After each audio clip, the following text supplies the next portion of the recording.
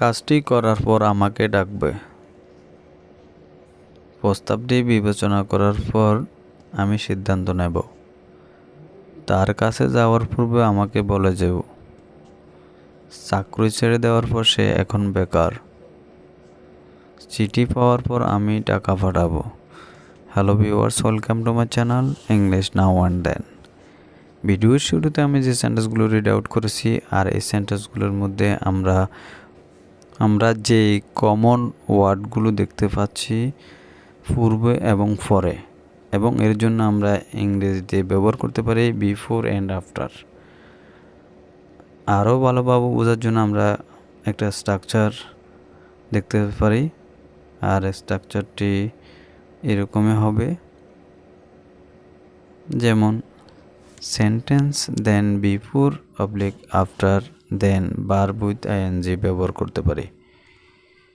So now take a look some example for better understood. Before that, if you are a new one in the channel, please subscribe my channel, and who have already subscribed the channel, thank you so much.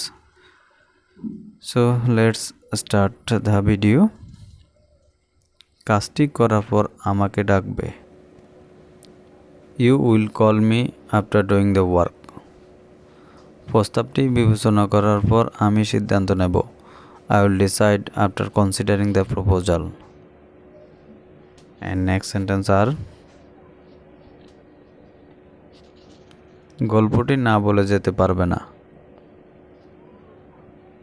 You can't go without telling the story. চাকরি ছেড়ে দেওয়ার পর সে এখন বেকার। He is now unemployment after quitting his job. And also next sentence are, তার কাছে যাওয়ার পূর্বে আমাকে বলে যেও। Please inform me before going there. আমার কাছে আসার পূর্বে একটা রিং দিয়ে এসো। You come with a ring before coming. And the next sentence আর, আমার জন্য অপেক্ষা না করে তারা চলে গেল।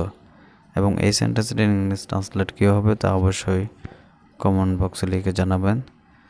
So the video is end here. Thank you everyone. Please do like, share and comments. Never mistake to subscribe the channel once again. Thank you. Allah Hafiz.